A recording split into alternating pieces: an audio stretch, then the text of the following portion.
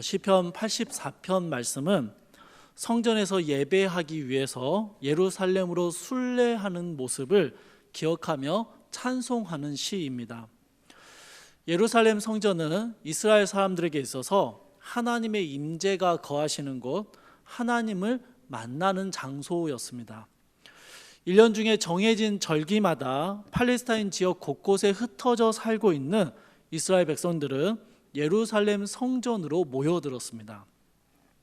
하나님께서 명하신 제사를 드리고 하나님께 경배하기 위해서 이런 순례의 길을 떠났던 것이죠. 속죄제, 속건제 등의 제사를 드림으로써 자신들의 실제적인 죄의 문제를, 잘못들의 문제를 해결하기 위한 그런 실제적인 이유들도 있었지만, 실제로 성전에 모이는 하나님의 백성들의 근본적인 목적은 하나님을 만나고 그 하나님의 임재를 누리기 위해서였습니다. 여러분 한번 상상을 해보십시오. 마땅한 교통수단이 없었던 수천 년 전 고대 시절에 대부분의 백성들은 일주일 혹은 열흘, 길게는 몇 달이 걸리는 길을 걸어서 행군해서 예루살렘으로 와야 했습니다. 여러분 그 길이 정말 기쁘고 설레는 길이었을까요? 여러분 군대에서 행군해 보면 그게 기쁘고 설렙니까? 힘들고 고된 고행이죠. 믿음이 부족한 저는 그 길을 막 그냥 기뻐하면서 왔을 거다라는 생각이 들지 않고요, 예루살렘으로 오기 위해서 얼마나 많은 결단과 수많은 위험들을 뚫어야 했을까라는 생각이 듭니다. 여러분 누가복음에서 나오는 강도 만난 사람의 비유를 혹시 기억하십니까? 선한 사마리아인의 비유라고도 불리는 이 비유를 보시면 실제로 예루살렘 순례자들은요, 예루살렘으로 오는 길에 그렇게 강도를 만나거나 병을 얻어서 길가에서 죽는 경우들이 실제로 있었습니다. 순례의 길을 다 마치지 못하고 사건과 사고를 당하는 일들이 많이 있었다는 것이죠. 그럼에도 이스라엘 백성들은 이 순례길을 멈추지 않았고 정해진 절기가 되면 어김없이 예루살렘을 향해서 걸어갔습니다. 결코 쉽지 않은 결단이 필요했고 수많은 어려움과 위험을 지나와야 했지만 이 길을 걸어갔던 이스라엘 사람들은요, 이 길 끝에서 성전에서 만나게 될 하나님을 기대하며 이 길을 묵묵히 걸어왔던 것이죠. 이스라엘 사람들은요, 성전을 향해 이렇게 먼 여정을 떠나면서 이 순례의 길에서 하나님을 찬송하곤 했습니다. 시편 120편부터 134편을 보시면 그 소제목으로요, 이런 제목이 붙어 있습니다. 성전에 올라가는 노래. 무슨 의미냐면요, 순례자들이 성전으로 향하는 그 길에서 즐겨 불렀던 찬송이다라는 의미입니다. 120편부터 134편뿐만 아니라 시편의 많은 부분들이 그렇게 성전으로 올라가는 순례자들이 불렀던 노래였습니다. 하나님에 대한 결단, 하나님의 임재와 일하심에 대한 열망함들, 그런 하나님이 주실 복에 대한 선언과 약속들, 이것들이 시편 곳곳에 숨겨져 있고 이 시편의 노래들을 부르며 성전으로 향해 갔다라는 것입니다. 수천 년 전 이스라엘 사람들이 걸어갔던 순례의 길은 훨씬 큰 낭만과 감동이 있었습니다. 우리가 생각하는 것보다 훨씬 낭만적인 순례의 길이었습니다.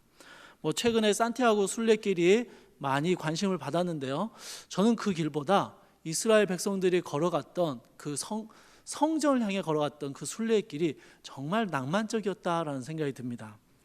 하나님을 기대하고 하나님을 바라보며 성전을 향해 찬송을 부르며 걸어갔던 이스라엘 사람들의 모습이 오늘 시편 84편에서 그리고 있는 모습이다라는 것입니다.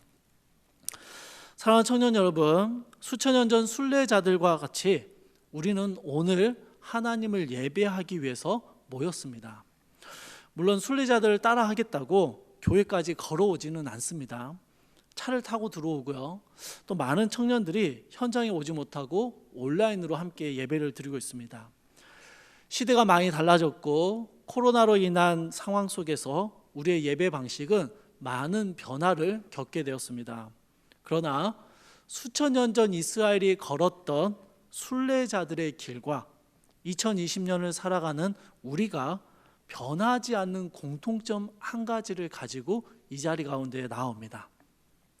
하나님을 예배하기 위해서 우리는 어떤 결단을 내려야 하고 하나님에 대한 임재에 대한 열망함을 가지고 이곳에 모인다라는 것입니다. 물론 여러분, 과거 순례자들이 했던 결단에 비하면 우리의 모습은 좀 부끄러울 정도라고 생각하실 수 있습니다.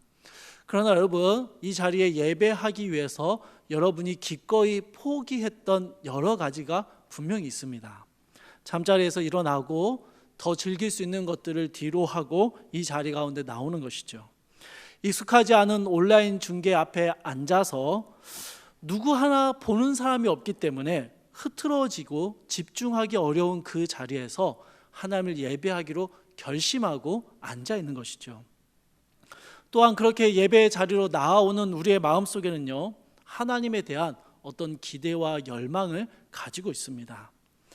습관처럼 예배의 자리에 나오던 예전의 모습들이 아니라 이제는 애를 써서 예배의 자리를 찾아야 하는 시대입니다. 그리고 그렇게 예배의 자리를 찾아서 앉아있는 우리는 하나님에 대한 어떤 기대와 열망을 가지고 있다라는 것입니다. 사랑하는 플라우스 청년 여러분, 올 한 해 우리는 예배 드리기 참 어려운 상황을 지나왔습니다. 그 속에서도 우리는 하나님의 임재를 갈망하며 예배의 자리를 지키기 위해서 애를 썼고 투쟁했고 그렇게 지금의 자리까지 이르렀습니다. 그렇게 올 한 해 예배의 자리를 지키기 위해서 분투했던 우리 사랑하는 청년들에게 이 시편의 말씀을 들려주고 싶었습니다. 그렇게 여러분이 애써 지키고 싸워왔던 그 예배의 자리가 얼마나 귀하고 즐거운 것인지를 여러분에게 알려주고 싶었습니다. 올해를 마무리하면서 이 시편의 말씀이 우리의 노래, 우리의 기도가 되었으면 합니다. 시편 84편은요, 3번 언급되는 복에 대한 이야기로 구분할 수 있습니다. 여러분 4절 말씀을 보시면요, 주의 집에 사는 자들은 복이 있나니 라고 이야기합니다. 5절에서는 주께 힘을 얻고 그 마음에 시온의 대로가 있는 자는 복이 있나이다 라고 말하고요, 마지막 12절에서는 주께 의지하는 자는 복이 있나이다 라고 노래합니다.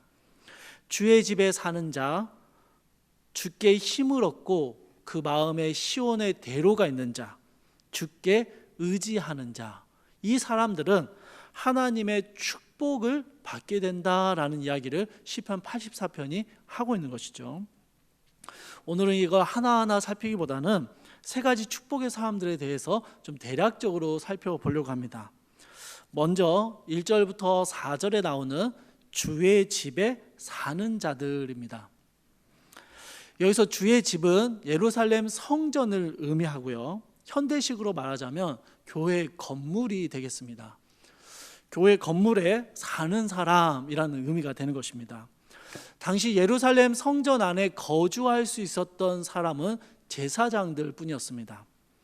그래서 문자 그대로 이 말씀을 적용하면요, 제사장들만 복되다라는 의미가 되어버립니다. 교회가 직장이기도 한 저와 같은 사역자들이거나 혹은 교회를 마치 자기 직장인 줄 알고 주말, 주일, 주중 쉬지 않고 오는 그런 사람들을 가리키는 말이다라고 생각할 수 있다는 것이죠. 그러나 여러분, 당연히 그렇지 않겠죠. 이 시편의 말씀은 지금 성전을 향해 걸어가는 순례자들을 향한 노래입니다. 그 순례자들을 향해서 주의 집에 사는 자들은 복이 있다라고 이야기하고 있는 거예요. 그러니까 주의 집에 정말 문자 그대로 살고 있는 사람, 거기 거주하는 사람을 의미하는 게 아니라는 것이죠. 성전에 머물러 사는 제사장들 뿐만 아니라 혹은 예루살렘 성 안에 살고 있어서 수시로 자기가 원할 때 언제든지 성전에 드나들 수 있는 그런 사람들을 말하는 것이 아닙니다. 1년에 2번에서 3번, 아니 사정상 1년에 1번 오는 것도 여력치 않았던, 쉽지 않았던 순례자들, 그들을 향한 노래입니다. 그러면 여러분, 주의 집에 사는 자들이라는 사람들이 도대체 어떤 사람들이냐 하면 1절 말씀을 보십시오. 주의 집에 사는 자들은 어떤 사람들이냐? 주의 장막을 사랑스러워하는 사람들입니다. 주의 장막이라는 표현은 예루살렘 성전을 가리키는 표현이 맞지만 어떤 장소적인 개념을 의미하는 게 아니라 주님이 거하시는 곳, 주님의 임재가 있는 곳, 그것을 의미합니다. 그렇게 하나님이 계시고 하나님이 일하시며 하나님의 임재가 있는 것을 사랑스러워한다라고 표현하는 것이죠. 그런데 여러분, 여기에서 사랑스럽다라는 이 표현 쓰여진 단어가 굉장히 독특합니다. 이 단어는 사실은 남녀 간의 사랑을 표현할 때 쓰는 단어입니다. 그러니까 어떤 영적이고 정신적인 사랑을 의미하는 게 아니고요, 육체적인 사랑의 표현까지도 담고 있는 단어입니다. 주님이 거하시는 곳, 하나님의 임재가 있는 곳, 그곳이 정말 사랑스럽다라고 말할 때 그 사랑이 우리가 생각하는 어떤 정신적인 영적인 것뿐만 아니라 육체적인 사랑까지도 다 담아내는 그런 독특한 표현을 사용하고 있다는 것입니다. 이렇게 하나님의 임재를 사랑하고 바라보는 사람들, 그들을 주의 집에 거하는 자들이다라고 설명하고 있는 것입니다. 이들의 특징이 2절에서 또 나옵니다. 내 영혼이 여호와의 궁정을 사모하며 쇠약하며. 여러분, 상사병이라고 아시죠? 상사병 아시죠? 여러분, 상사병에 걸려본 적이 있습니까? 누군가를 사랑하는 마음이 너무 간절해서 그것이 단순한 그리움이나 마음의 고통을 넘어서서 육체의 쇠약함으로 나타나는 병이 상사병입니다. 그런데 주의 집에 사는 자들의 모습을요, 이런 상사병으로 표현하고 있습니다. 하나님을 경험하고 싶어하는 그 간절한 열망이, 그냥 하나님이 내 삶에 임재하시기를 바라는 그 마음이, 하나님 정말 원합니다, 그랬으면 좋겠어요, 경험해 보고 싶어요 정도로 끝나는 게 아니라 너무 간절하게 열망하는 바람에 육체가 쇠약해질 정도로 사모하고 기다리는 그 마음을 표현하고 있는 것입니다. 여러분, 예배가 드리고 싶어서 막 이렇게 상사병에 걸려서 육체가 쇠잔해지는 경험을 해본 적이 있습니까? 하나님을 경험하고 싶어서 육체가 쇠잔해지는 그런 경험을 해보신 적이 있습니까? 상상이 잘 안 되죠. 하나님을 만나고 싶어서, 하나님의 임재를 경험해 보고 싶어서 육체가 쇠잔해지기까지 그 자리를 사모하는 것, 그게 주의 집에 거하는 자들이다라고 설명하고 있는 것입니다. 하나님을 만나기 위해서 멀고 먼 순례의 길을 기꺼이 걸어왔던 사람들, 숱한 위험과 어려움들, 육체의 고통과 힘듦을 얼마든지 견뎌내고 걸어올 수 있었던 이유가 무엇이냐? 바로 이 간절한 사모함 때문이었다라고 말하고 있는 것입니다. 누군가가 사무치게 그리워서 여러분 밤잠을 새워본 적이 있습니까? 자, 우리 연애하는 친구들한테 말 안 물어볼게요. 여러분, 연애를 하면서 내가 어제는 밤을 새서 너무 피곤하니까 내일 보자, 이렇게 말하는 상대방이 있잖아요. 그러면 여러분 시편 84편을 읽어보라고 들이밀어서요. 이 정도는 사모해야 사랑한다는 말을 할 수 있죠. 너무 사모해서 육체가 쇠잔해지는 경험들, 너무 그리워서 밤잠을 설치는 거, 아무리 피곤해도 그 사람을 만날 수 있다면 그 피곤함을 기꺼이 물리칠 수 있는 거, 이 간절한 사모함에 대해서 성경은 이야기를 하고 있는 것입니다. 갑자기 제 아내가 보고 싶어집니다. 보고 있죠, 여보? 여러분, 하나님의 임재를 간절히 사모하는 이 사람은요, 2절 후반부에서 내 마음과 육체가 살아계시는 하나님께 부르짖나이다 라고 이야기합니다. 여러분 잘 보십시오. 2절의 후반부를 잘 보세요. 내 마음과 육체입니다. 그냥 마음으로 사랑합니다, 하나님 보고 싶습니다 라고 말하는 정도가 아니라 내 마음과 육체로 표현하고 드러내는 것입니다. 내 눈빛과 손짓과 발짓과 몸으로 표현된다라는 것입니다. 내가 정말 깊이 사랑하는데 너무 마음 깊이 사랑해서 드러나지 않는다면 그럼 그게 무슨 소용이 있습니까? 시인은 하나님을 향한 사랑스러움을 연인의 사랑을 뜻하는 단어로 표현을 했습니다. 그리고요, 그 사랑한다라는 말 안에는 우리의 몸으로 그 사랑을 표현해야 한다라고 이야기하고 있는 것입니다. 여러분, 사랑하면 굉장히 유치해지죠. 사랑하면요, 표현을 하게 됩니다. 사랑을 표현하는데 내 자아, 내 성격, 내 스타일 그런 건 다 필요 없어집니다. 사랑을 표현하는 게 부끄러워집니까? 아니죠, 여러분. 하나님 앞에 사랑을 표현하는 거, 연인에게 사랑을 표현하는 건 굉장히 유치해지는 것입니다. 여러분이 알다시피 저는 노래를 참 못합니다. 거의 그나마 지금은 중생한 수준에 가까워서 들을만 하다고 하는 그런 이야기를 좀 들어요. 근데 조금만 텐션이 올라가면 음정과 박자가 엉망이 되어버립니다. 지난주에 경험했죠. 그래서 저는 집에 가서 영어로 계속 찬양했습니다. 그 찬양을 저희 집 아이들이 외울 정도로. 저는 하나님을 찬양하는 게 너무 즐겁습니다. 지금이야 앞에 서는 사람이기 때문에 여러분에게 방해가 될까 싶어서 찬양할 때 좀 주의하고 조심해야 하는데, 집에 있을 때 혹은 홀로 찬양할 때는요, 저 혼자 막 말도 안 되는 화음을 넣어가면서 찬양합니다. 하나님 앞에서는 그게 하나도 부끄럽지 않기 때문이에요. 하나님을 사랑하고 하나님께서 사랑하시는 공동체를 사랑한다라고 말하고 있습니까? 그렇게 우리의 마음을 먹고 있나요? 그러면요, 우리의 육체로도 보여지는 것입니다. 마음으로만 사랑하고 마는 게 아니라 육체로 섬기는 거예요. 차량 운행, 카풀, 차려주고 뒷정리까지 다 해주고 1시간 일찍 나오고 1시간 늦게 나가는, 내 재정을 들이고 내 시간을 들여서 기꺼이 사랑해 주는 모습들, 우리 풀하우스에서 선배들이 후배들에게 보여주는 사랑의 모습 아닙니까? 이게 찐사랑이에요. 찐사랑.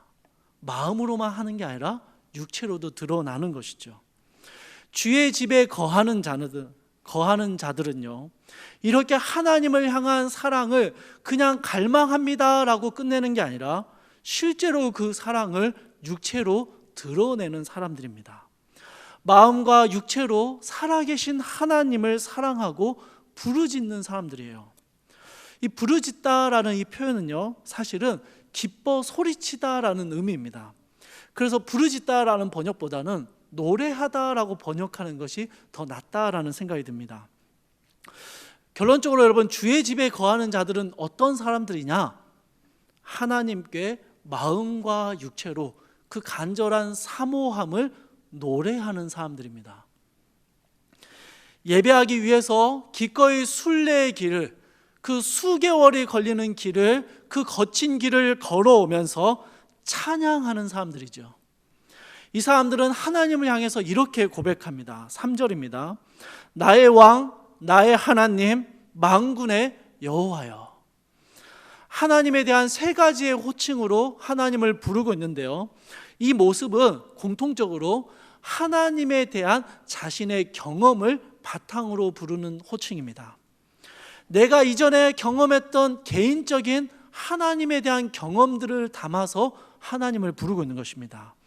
나에게 은혜를 베풀어 주셨고 내 삶을 인도하셨고 많은 문제와 어려움 속에서 나를 지켜주시고 이겨내게 하신 하나님, 그 하나님에 대한 경험을 담아서 하나님을 부르고 노래하고 있는 것입니다.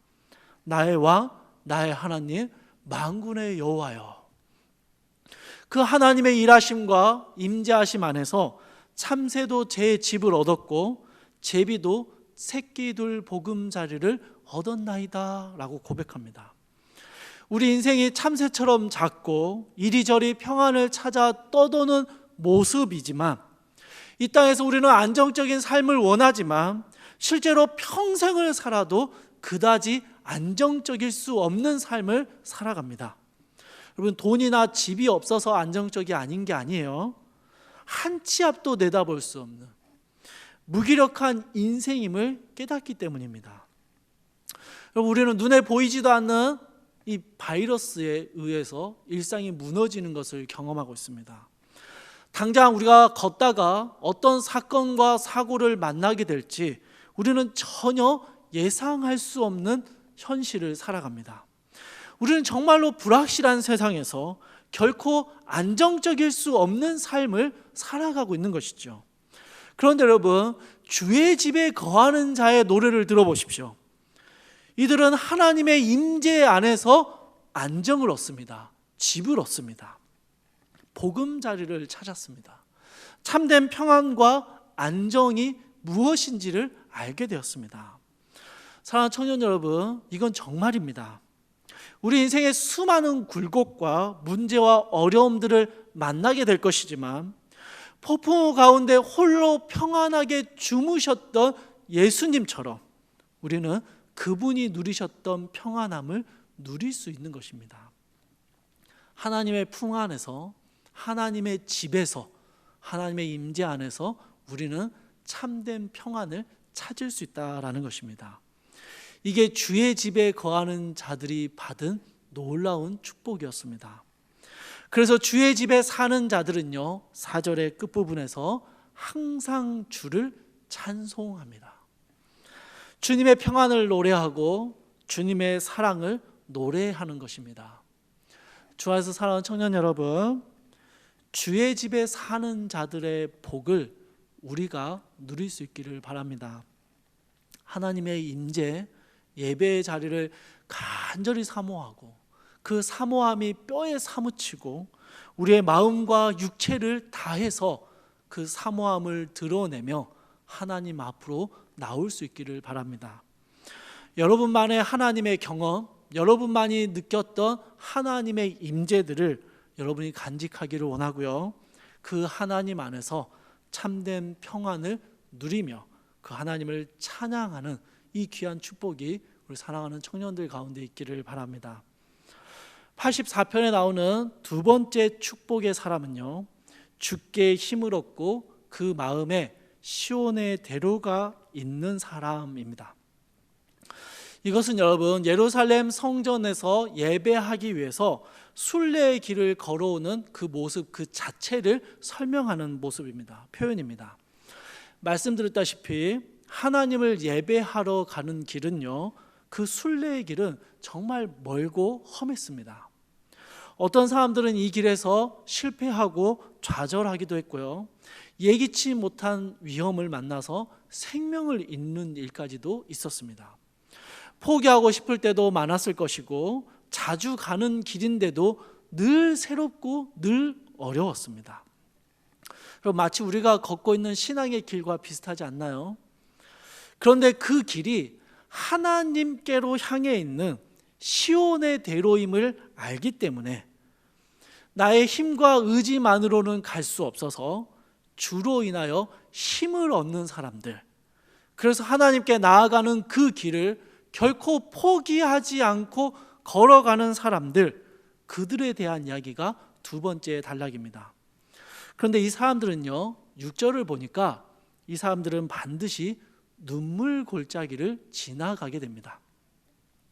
박하 골짜기라고도 부르는 이 표현을 두고 여러 학자들은 예루살렘으로 향하는 길목에 반드시 거쳐야 했던 어떤 협곡을 의미하는 것이다 라고 막 찾아 헤맸습니다.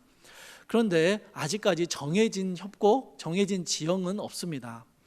이 본문이요, 시라는 문학 장르임을 생각할 때 우리는 있는 그대로 읽어도 될 것 같아요. 말 그대로 눈물 골짜기입니다. 눈물 흘리면서 걸어가야 하는 골짜기인 것이죠. 여러분, 혹시 살면서 나는 한 번도 울어본 적이 없다, 뭐 그런 사람 있습니까?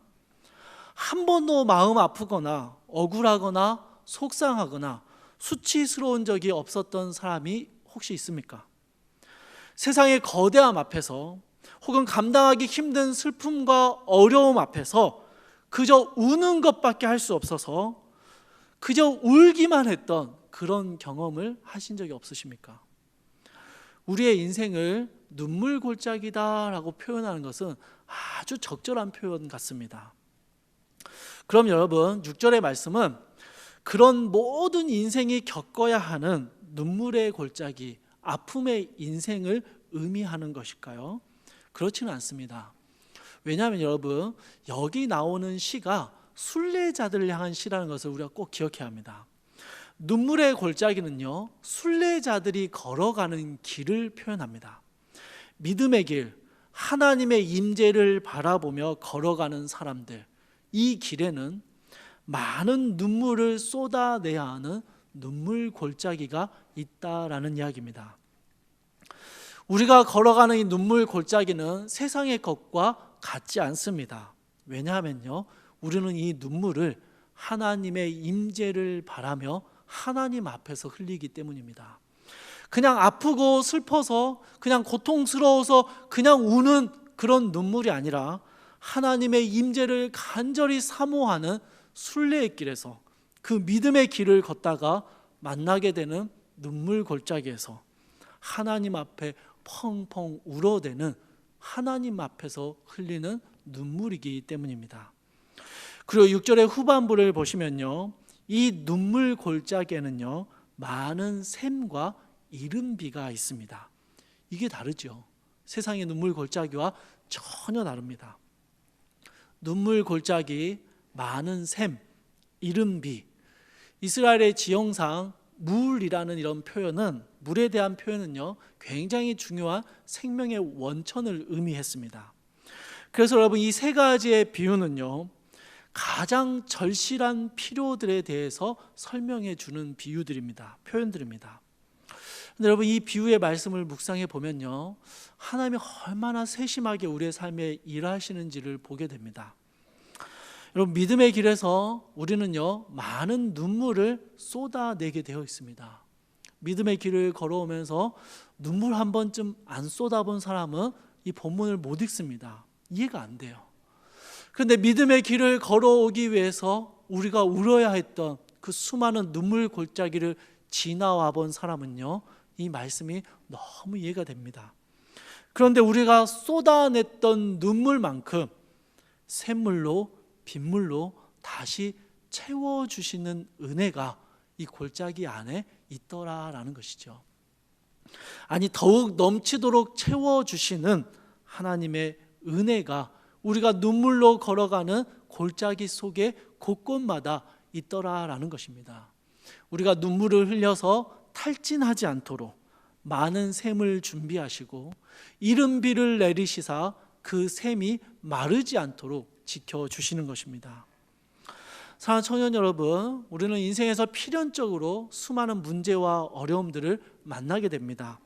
신앙의 길 역시 마찬가지입니다. 신앙의 길, 교회 생활하고 믿음 생활하는 거요, 여러분 마냥 좋고 기쁘지만은 않지요.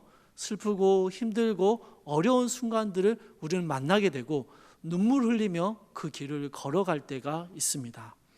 그런데 여러분, 그 눈물의 골짜기 속에서 우리는 만나게 되는 것입니다. 뭘요? 하나님이 이미 준비해 두신 많은 은혜의 샘물을 만나는 것입니다.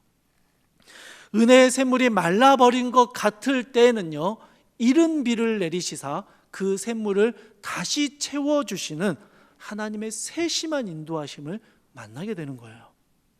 그래서 여러분 7절을 봅시다. 결국은 7절에서처럼 힘을 얻고 더 얻어서 나아가 시온에서 하나님 앞에 각기 나타나게 됩니다. 하나님의 대로를 걸어가는 사람들, 그 하나님의 대로에는 눈물 골짜기가 있습니다. 우리는 그 눈물 골짜기를 지나가야 합니다. 그 길이 눈물 골짜기로 점철되어 있는 길이다 할지라도 그것이 하나님의 대로이기 때문에 하나님의 길을 걸어가야 합니다. 그런데 그 눈물 골짜기 안에는요, 많은 은혜의 샘물들이 준비되어 있습니다. 그래서 눈물 골짜기가 쉬울 거다, 괜찮아, 할 수 있다, 그런 말이 아닙니다. 여러분, 어려울 거예요. 아플 겁니다. 힘들고요, 정말 많이 울어야 할 것입니다. 괜히 눈물 골짜기가 아니에요. 여러분, 눈물을 쏙 빼내야 지나갈 수 있는 곳이 눈물 골짜기입니다. 그런데 하나님의 대로에는, 하나님의 대로에서 만나는 눈물 골짜기 안에는 하나님의 은혜의 샘물이 있더라는 거예요. 이른 비로 채워주시는 하나님의 축복이 그곳에 있더라는 것입니다. 하나님의 대로를 걷는 자들에게는 눈물 골짜기 안에 하나님의 은혜의 샘물들이 있더라라는 것입니다. 제가 첫 사역지에서 만나 지금까지 교제하고 있는 한 청년, 이제는 집사가 되어 있는 자매가 있습니다. 이 자매의 아이가 2년 가까이 암과 싸우고 있습니다. 이 자매는 정말 긴 시간을 눈물 골짜기를 지나오고 있는 것이죠. 기쁨과 좌절, 두려움과 기대 사이를 계속 오갑니다. 이 자매의 모습을 보면서 너무 마음이 아픈데, 저는 이 자매가 느낄 그 감정의 크기를 도무지 온전하게 받아들이기 어렵고, 그 자매가 느끼고 있는 감정의 크기에 압도당해 버려서 부족한 저는요, 쉽사리 위로와 격려의 말도 잘 꺼내지 못합니다. 그저 기도한다라고 말하고 기도의 자리를 지킬 뿐이죠. 그런데 여러분, 제가요, 이 자매가 이 눈물 골짜기를 걸어가는 모습을 보면서 저는 하나님의 살아계심을 더욱 선명하게 보게 되었습니다. 왜 이런 일이 우리에게 생겼냐고 절망스러운 소식에 아파하던 모습에서 기나 길었던 이 길 속에서 하나님을 향한 신뢰를 놓치지 않고 그 하나님의 신뢰를 놓지 않기 위해서 분투하고, 그 속에서 하나님의 은혜의 샘물을 발견하고 눈물 골짜기 한복판에서 감사와 찬양을 드리기도 했고요. 이제는요, 그 골짜기 안에 있는 다른 이들에게 자신이 발견한 은혜의 샘물을 나누어 주기까지 합니다. 아직 가야 할 길이 많이 남았어요. 그리고 이 골짜기를 지나가고 나면요, 또 다른 눈물 골짜기를 만나게 될지도 모르겠습니다. 그런데 저는 이 자매를 보면서 확신하게 됩니다. 골짜기를 지나갈수록 힘을 얻고 더 얻어서 나아가 하나님의 임재 앞에 서게 되는 것이 우리 믿음의 길이라는 것을 더욱 확신하게 됩니다. 여러분, 감히 말하건대 우리가 겪게 될 눈물 골짜기는요, 우리를 좌절시키고 넘어뜨리는 그런 것이 아니라 주께 힘을 얻고 더 얻어 나아갈 수 있는 하나님의 은혜의 샘물을 맛보는 귀한 축복의 길일 것입니다. 사랑하는 청년 여러분, 혹시 지금 눈물의 골짜기를 지나가고 있습니까? 하나님의 은혜의 샘이 절실하게 필요한 상태입니까? 은혜가 말라버려서 이른 비로 채워주셔야 하는 하나님의 채워주심이 필요하십니까? 8절과 9절에서요, 이 하나님의 대로 눈물 골짜기를 걸어가는 사람의 기도를 귀 기울여 보십시오. 만군의 하나님 여호와여, 내 기도를 들으소서. 야곱의 하나님이여, 귀를 기울이소서. 우리 방패이신 하나님이여, 주께서 기름 부으신 자의 얼굴을 살펴보옵소서. 우리의 삶에 실제적으로 역사하시는 하나님, 우리의 기도를 들어주십시오.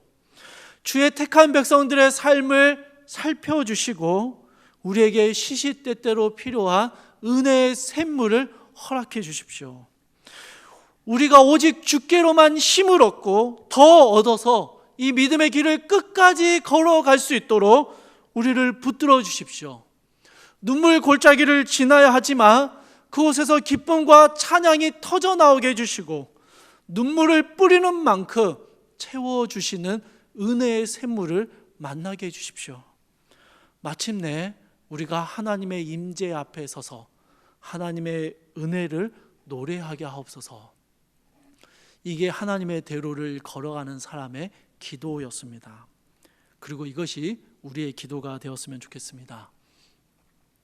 오늘 본문에 나오는 마지막 축복의 사람은요, 주께 의지하는 자입니다. 10절 말씀을 한번 볼까요? 10절 말씀은 꽤 잘 알려진 구절입니다. 주의 궁정에서의 한 날이 다른 곳에서의 첫날보다 나은즉 악인의 장막에 사는 것보다 내 하나님의 성전 문지기로 있는 것이 좋사오니. 참 멋진 고백이죠. 그런데 여러분, 여기에 공감이 되십니까? 야, 멋지다. 근데 나는 그렇게 안 살고 싶은데. 제주도 한 달 살기가 강남 10년보다 좋더라. 뭐 이런 것 좀 공감이 돼요. 공감이 됩니다. 그런데 성전에서 예배하는 하루가 다른 곳에서 지낸 1000일보다 좋다. 그건 좀 공감이 안 됩니다. 아, 시적인 과장법이구나. 이건 과장해서 말한 것이다. 뭐 이렇게 넘어갈 수도 있습니다. 그리고 악인의 장막이라는 표현도 좀 거슬립니다. 주의 궁전, 예배의 장소, 교회가 아니라면 다 악인의 장막으로 몰아가는 것 같은 불편함이 생기기도 합니다. 주일날 교회 안 오고 지금 온라인 예배 안 드리고 딴짓하고 있으면 다 악인의 장막에 살고 있는 거다. 뭐 이렇게 말하고, 주일에 얻을 수 있는 이익이나 즐거움들은 무조건 버리고 교회로 와야 된다라고 말하는 것 같아서 조금 불편해질 수도 있다라는 것입니다.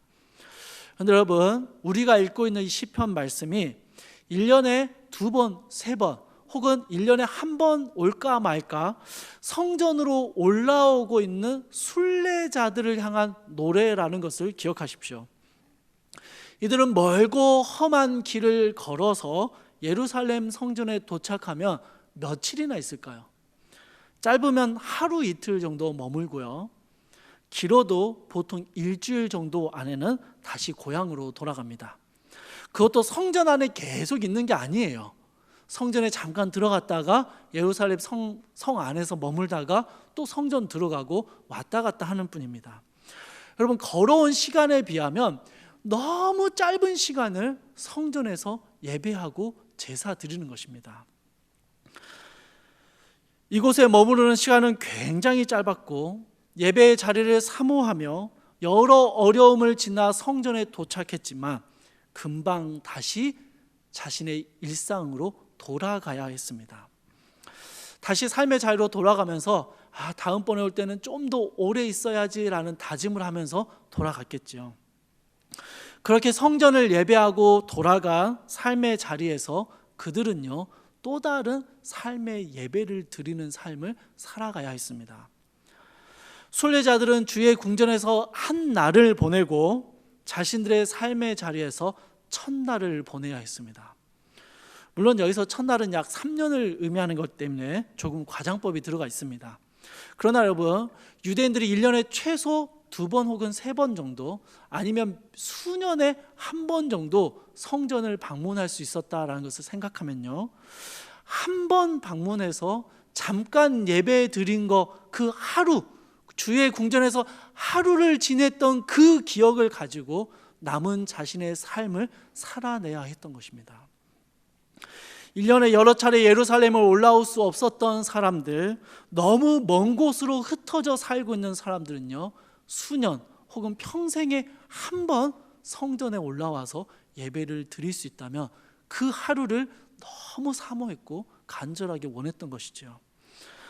하나님의 임재를 갈망하며 눈물의 골짜기를 지나 성전에 다다른 사람들, 그곳에서 하나님을 경험한 사람들은요, 이제 자신의 삶의 자리로 돌아가 첫날, 이튿날, 만날을 살아가야 했습니다.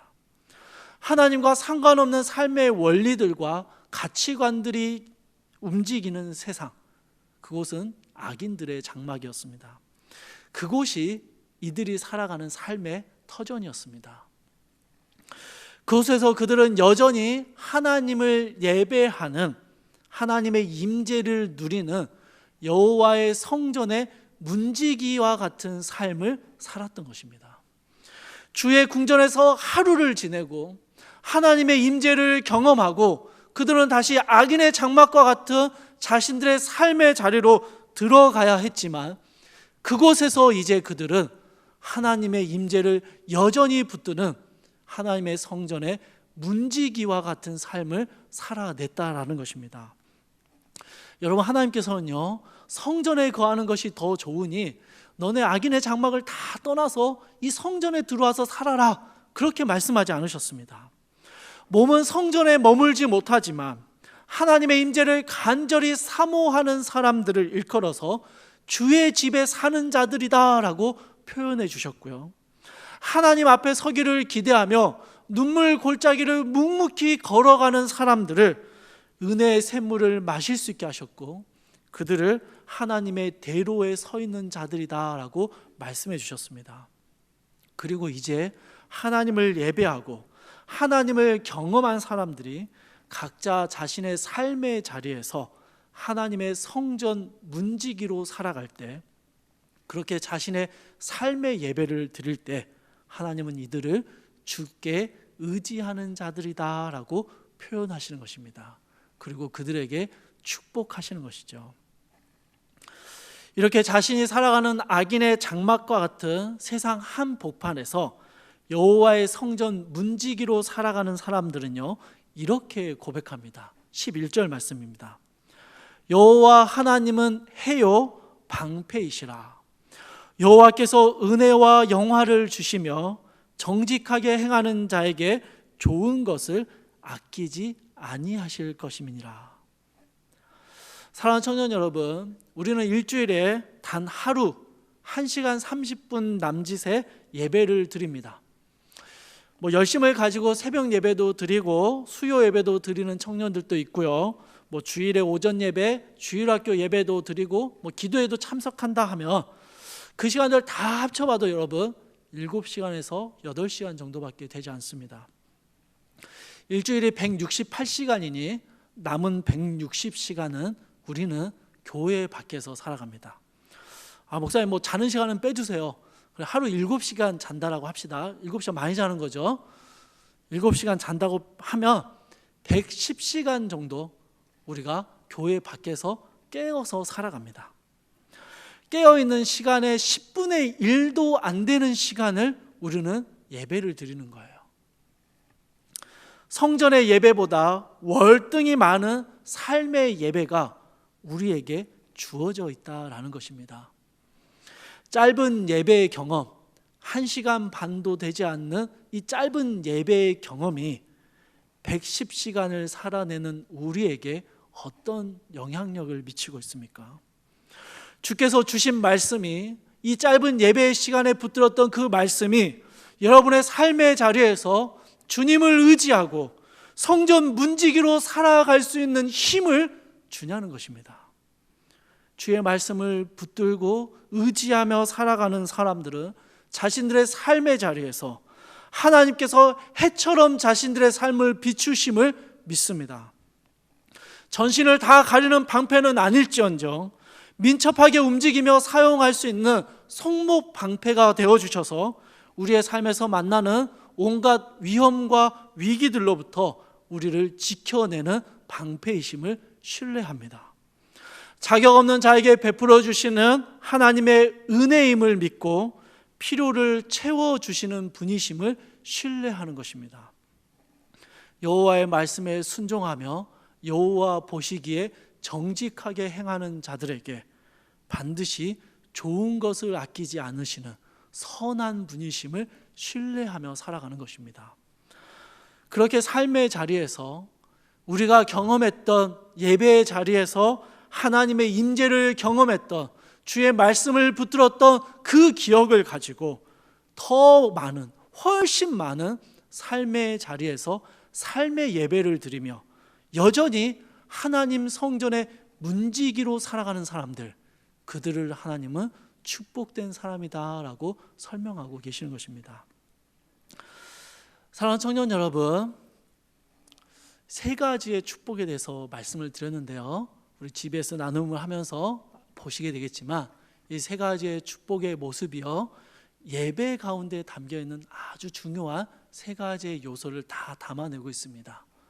찬양과 기도와 말씀이죠. 올 한 해 우리는 이 예배 안에 담겨있는 하나님의 놀라운 축복을 많은 부분 상실해 버린 것 같습니다. 찬양과 기도와 말씀의 즐거움과 축복들을 여러분 잊어버리지는 않으셨습니까? 하나님을 찬양하는 것이 너무 기쁘고 거친 순례의 길을 걸어가면서 하나님을 찬양하는 즐거움을 누리고 눈물 골짜기를 지나가면서 하나님께 부르짖고 하나님께 외칠 때 은혜의 샘물을 맛보게 되는 그 놀라운 축복을 누리고 주의 말씀을 붙들고 삶의 자리로 돌아가서 하나님 성전의 문지기로서 삶의 예배를 드리며 살아가는 이 귀한 예배의 축복이, 이 즐거움이 우리 사랑하는 청년들에게 올 한 해 얼마나 있었는지 모르겠습니다. 다시 내년을 소망해 봅니다. 이 하나님 앞에 사는 즐거움, 예배의 기쁨과 감격들이 다시 우리 가운데 회복되어지기를 소망해 봅니다. 하나님을 사모하는 이들이 부르는 찬양의 감격이, 눈물 골짜기에 울려 퍼지는 기도의 소리가 주의 말씀을 신실하게 붙들고 의지하며 삶의 예배를 드리는 우리 사랑하는 풀하우스 공동체의 모습이 주님 안에서 축복받은 자의 모습으로 남은 한 해 또 다가올 한 해를 준비하며 살아갈 수 있기를 간절히 소망합니다.